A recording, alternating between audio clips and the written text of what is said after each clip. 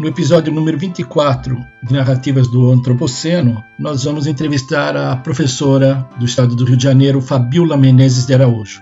Fabiola é graduada e mestre em Filosofia pela Universidade Federal do Rio de Janeiro, doutora em Teoria Psicanalítica também pela mesma Federal do Rio de Janeiro e doutora em Filosofia pela PUC-Rio. Ela ainda realizou um pós-doutorado em Comunicação pela Federal do Rio de Janeiro e tem pesquisado nas áreas de filosofia antiga e contemporânea, mas também realiza pesquisas em ancestralidades africanas, se dedicando especialmente a pensar questões relativas a como essas ancestralidades são presentes nas artes e na filosofia brasileira. Fabiola Menezes de Araújo nasceu em Paraty, no Rio de Janeiro, no ano de 1980.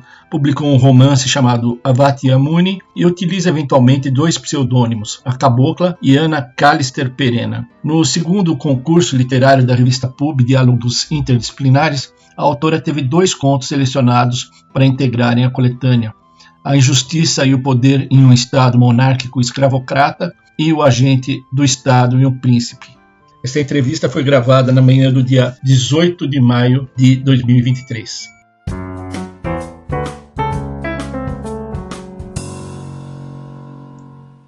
Eu conheci a professora Fabiola Menezes de Araújo por ocasião do segundo concurso literário da revista Pub, Diálogos Interdisciplinares. Ela concorreu com 2 contos e os 2 contos foram selecionados dentre um número muito grande. Então foi um feito, um duplo feito. E uma coisa que eu achei muito interessante, e é por aí que eu gostaria de encaminhar a nossa conversa, Fabiola, é que nos seus contos você fala muito da questão da africanidade, relacionando o Leblon, né, onde você mora, com a africanidade, com quilombos, com a ancestralidade, né, da maioria do povo brasileiro, a grande maioria do povo brasileiro. E também verificando seu currículo e os livros que eu conheço que você escreveu, você como professora de filosofia e também tendo doutorado em teoria da psicanálise, né, além de filosofia, Heidegger, nossa, fiquei impressionado aí com o seu currículo. Você tem uma linha de estudo nessa direção, de se buscar uma essência filosófica da cultura africana. Então, eu gostaria de conversar com você, se possível, a gente desenvolver mais ou menos sobre esse tema. Eu vou começar aqui uma sugestão aqui de início. Eu estava vendo um livro de 2 pesquisadores, 2 professores da Universidade do Rio de Janeiro, né, onde você também realizou um dos seus doutorados. Você talvez conheça, Ney Lopes e Luiz Antônio Simas, escreveram um livro Filosofias Africanas. E uma coisa que me chamou a atenção foi a questão do tempo, o conceito de tempo no pensamento geral. É lógico que a gente sabe que quando está falando de África, a gente está falando do maior continente e com, parece, mais de 50 países, né, lá dentro. Mas você acha que nós podemos falar, então, de uma filosofia africana permeando todas as culturas dos países que integram a África? Com certeza. Antes de eu tentar dar conta de tanta noção sensacional, né, tanta questão extraordinária, eu quero relevar que a presença do entrevistador, o Guilherme Purvin, em minha vida tem sido de uma relevância absoluta e completa. Eu considero que é preciso a gente condecorar as pessoas que na resistência estão levando esse navio, porque são vários navios. Eu acho que a gente no Brasil precisa de uma frota grande mesmo para fazer frente a tanta atrocidade, né, que tem acontecido na política. Então, Guilherme, eu quero ressaltar o seu papel, né, de iniciativa com esse canal Narrativas do Antropoceno. Quero agradecer também pela iniciativa de ter criado o Laboratório Alfabético, né? São iniciativas sem as quais a minha iniciativa também de escrever coisas a respeito da nossa condição humana não teria sido possível. Então, assim, ter podido participar dos concursos de literatura fizeram, assim, da minha condição de pensante um ser feliz. Obrigada. Tem tido muita polêmica a noção de antropocentricidade, né, que é uma noção relativamente questionável, porque está em questão, quando a gente envolve essa noção, que pretende até se colocar contra o eurocentrismo, né, preciso relevar que o lugar de embate da noção de afrocentricidade tem um campo de jogo aí dificílimo, que exige até a possibilidade da gente colocar em discussão o inconsciente coletivo, né, que assim, embater contra o capitalismo é poder relevar não apenas a chaga que está avassalando a condição de antropoceno da nossa época, mas também a alegria de poder, apesar de tudo, dançar e cantar. Então, quando você evoca, né, essas lideranças também, que é o Simas e o Ney Lopes, e toda essa discussão de como que a gente gira esse lugar de periferia, né, que nós somos periferia, e poder colocar a periferia lá na cabeça do cão que avassala o antropoceno é um poder ser incrível.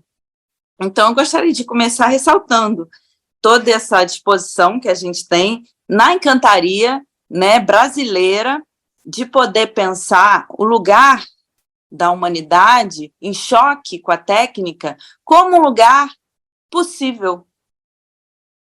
E aí é muito curiosa a nossa condição de estrangeiro também em África, porque o brasileiro, quando volta para a África, a gente vai em busca dos ancestrais. E os ancestrais estão aqui. A gente tem até uma disposição de dizer, olha, o tempo da nossa época é um tempo limite. Então, o poder da humanidade de findar-se se anuncia a cada vez, né? Ontem eu vi o anúncio da OMS de que já em 2027 o planeta vai aquecer 1,5 graus. E isso era uma previsão para daqui a 50 anos. Então, agora, daqui a 3 anos, a gente já vai estar com os cataclismas, né, com o apocalipse sendo colocado cada vez diante da humanidade. Então, para a gente poder parar e pensar do que se trata e como que a gente pode girar esse volante, é preciso, sim, ter esse lugar de disposição à fala, disposição à guerra, né, disposição também ao silêncio e ao poder ouvir e fazer arte com isso tudo. Então, para terminar, eu queria colocar aqui, bom, o tempo no Heidegger é, antes de mais nada, uma relação com a morte. Então, a gente tem lá no Ser e Tempo o ser para a morte. De que se trata? Se trata da gente descobrir, na encantaria, no caso, porque é um além de nós, né? Não é apenas a condição de mortal que vai conseguir fazer frente ao cão que está no âmbito do antropoceno. A gente precisa, para fazer frente ao terror, ao horror, à desgraça, de uma posição encantada. E essa posição encantada não depende só da gente. A gente precisa contar com os encantados. Então, poder, né, se deixar tomar pela encantaria, eu acho que é um poder ser incrível. E me pergunto em que lugar é esse, né, que é estar em África, estar afrocêntrico, mas, ao mesmo tempo, não deixar essa condição sincrética, que é a condição de brasileiros e brasileiras, né, nós que aqui estamos e aqui permaneceremos, o que é isso? Fabiola, você explica para a gente o que é encantaria? Tá aí uma questão que eu sou fã de um canal, que é o canal da UFRJ, que é capitaneado pelo Fernando Santoro. E ele dedicou-se agora a fazer várias reuniões em proveito dos encantados. Então, tem um podcast, eu acho que é uma live dedicada aos Egungun. Né? Os Egungun são entidades que já se foram, são entidades que podem aparecer em qualquer cidade, né? São seres que habitam, assim, os lugares onde tem muita gente, mas são mortos. E aí eu me vejo, agora quando você perguntou, nessa mesma cilada, porque é difícil tratar de um assunto que se ausenta na hora que a gente fala. Então, é como se, bom, para falar dos Egungun, a gente teria que fazer um ritual.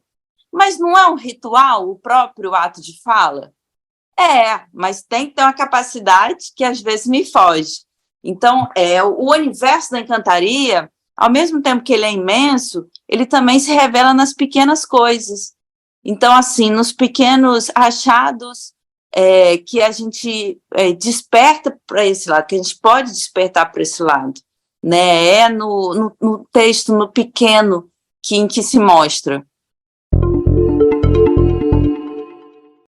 Não sei se você assistiu um filme, eu estou com isso daqui na cabeça, você falou do Heidegger, né, do Ser e o Tempo, e por coincidência também uma coisa que estava lendo sobre o pensamento, um lugar com um denominador comum, né, na filosofia da africanidade, uma dupla concepção de tempo, né, o tempo presente, o tempo em que você está agindo e você tem uma expectativa do que vai acontecer proximamente, e também tem um tempo que engloba o passado, presente e futuro, quando se invoca, por exemplo, um conselho de um ancestral, de um antepassado para se tomar uma decisão para o futuro. Isso daí me fez lembrar também um filme chamado A Chegada, do Denis Villeneuve. Não sei se você assistiu esse filme.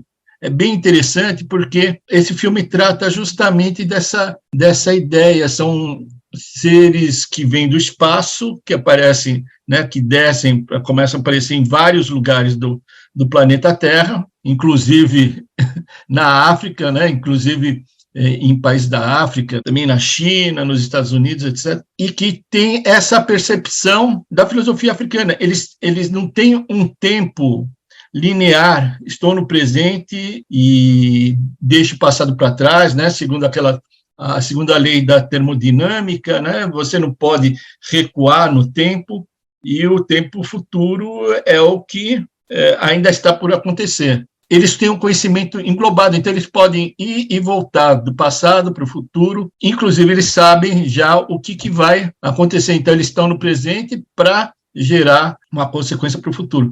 É muito mais sutil, muito mais filosófico do que esses filmes aí, né, que a gente pensa assim, o Exterminador do Futuro, não tem nada a ver com isso, né? Como é que você vê essa questão do tempo, Fabiola? A gente está vivendo o antropoceno, já é um período que muitos marcam desde o advento da agricultura, né, quando o homem começou a modificar, né, mais radicalmente a superfície da Terra, mas com intensidade muito maior com a Revolução Industrial.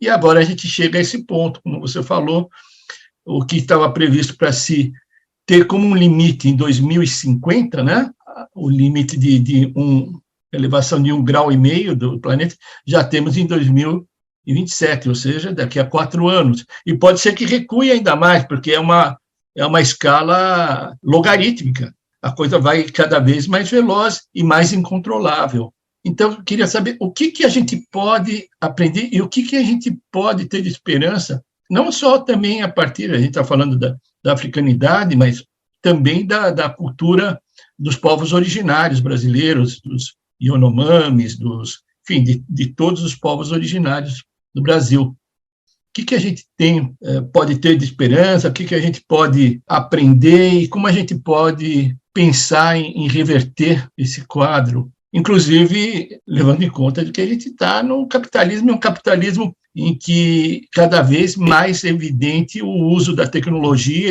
e dos militares, né, da polícia, em benefício do capital.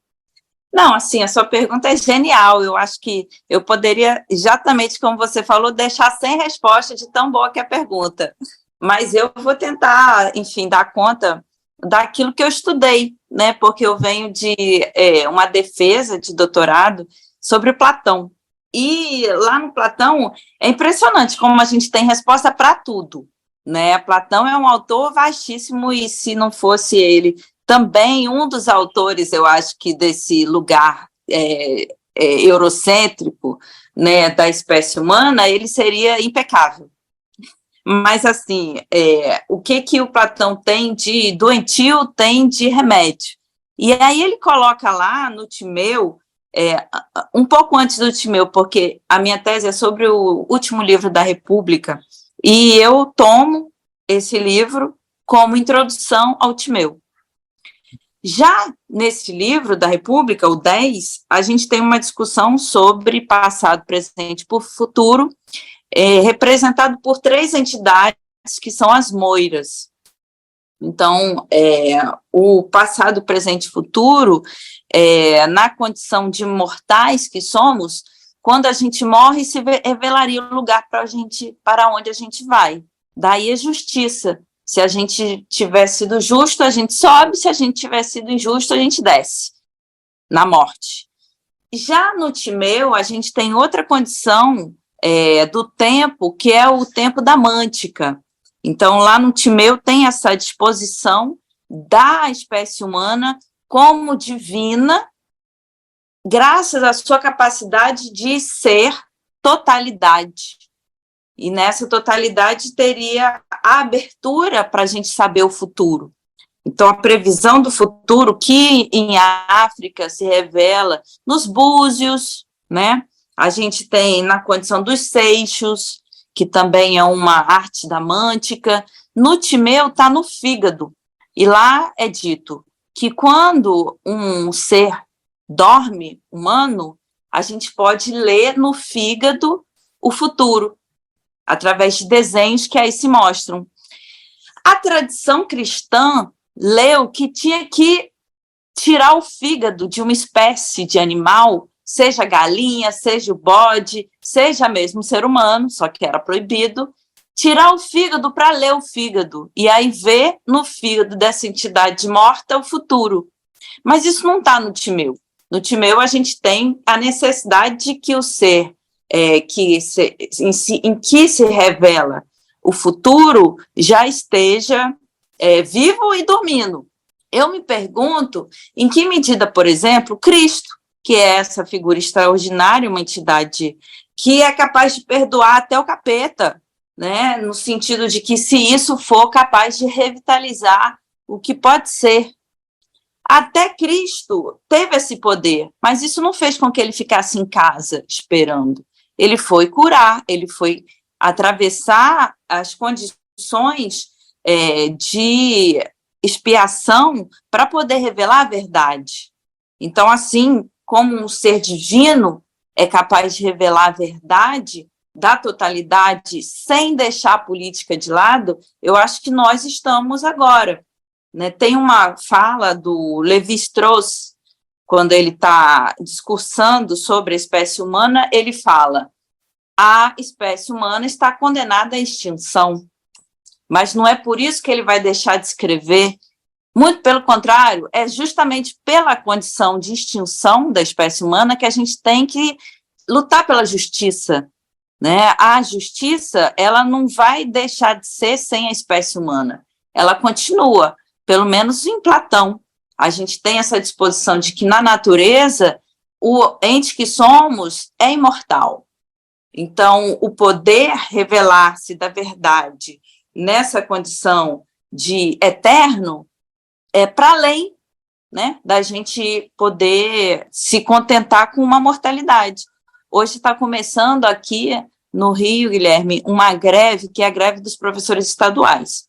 Ontem começou. Hoje vai ter piquete, vai ter manifestação contra o governador, e aí a gente tem essa disposição de saber, né, que a revolução, ela pode acontecer se a gente ficar em casa, mas cabe a cada um a verdade se revelar da forma que vier a ser. Então, hoje eu vou, por exemplo, estar lá guerreando, mesmo sabendo que é cada vez o pior que pode acontecer, mas trata-se aí de uma luta que é como essa dos alienígenas na chegada, né? A gente poder saber que o extraordinário se dá na medida mesmo que a gente está confiante na luta. E o estrangeiro, o alienígena, essa disposição que também tem no filme Bacurau, né, quando chegam os alienígenas matando todo mundo.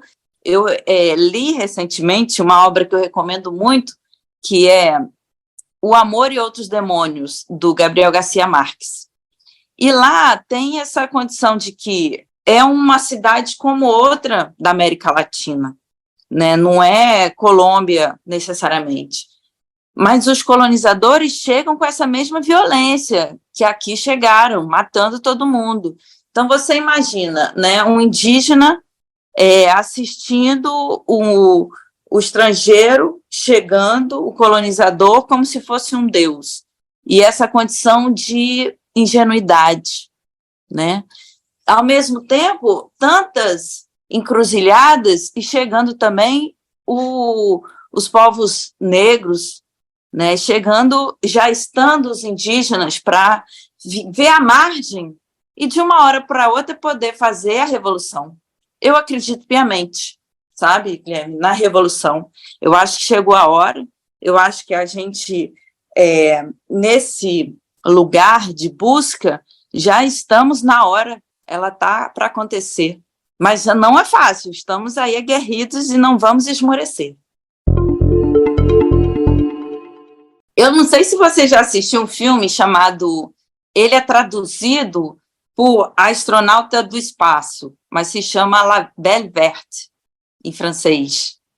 É um filme em que uma alienígena chega em Paris, ela chega em Paris, né, uma alienígena, e depois os filhos dela vão chegando, só que enquanto ela caiu em Paris, e é um sufoco danado por causa da poluição, os filhos chegam em África. E aí, quando ela chega, eles têm superpoderes, porque eles são alienígenas, apesar de serem com a fisionomia humana, eles são alienígenas com superpoderes. Então, eles têm a telepatia, eles têm a mântica, eles têm o superpoder, mas ela chega em Paris e ela não vai conseguir se alimentar, porque ela precisa de uma energia pura. Em Paris não tem uma energia pura, até que ela consegue os bebês. Ela se alimenta junto, trocando energia com os bebês.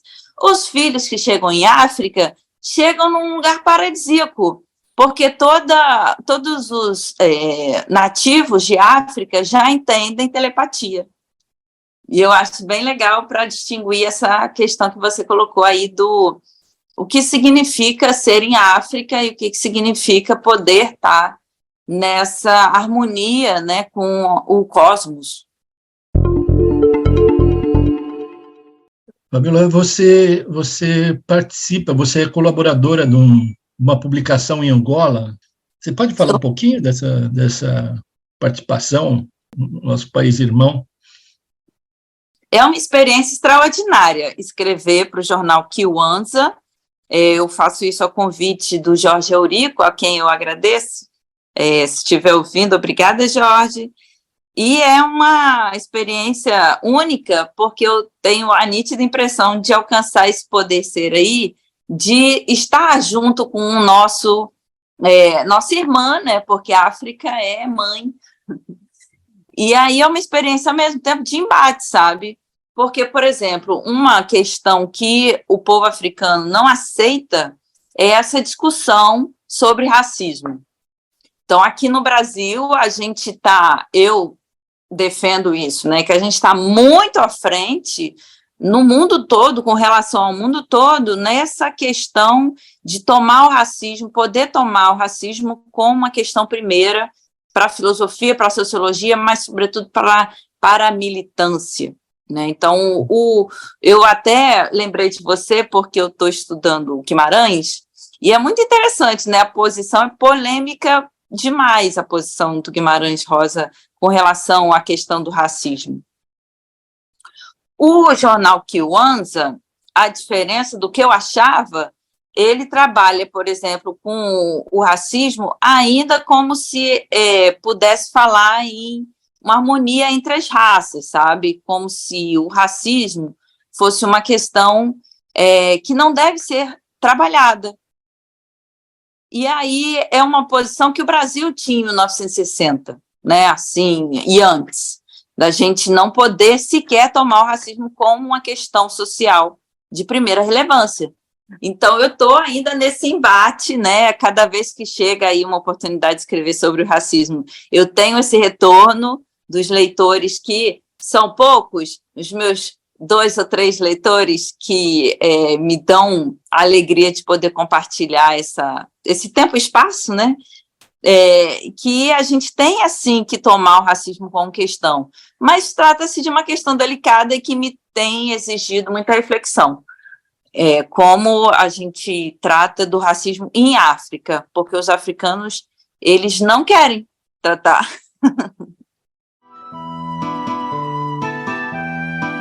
Narrativas do Antropoceno é um podcast criado, produzido e apresentado por Guilherme Purvin, especialmente para a revista PUB. Conheça o blog da revista PUB acessando www.revista-pub.org.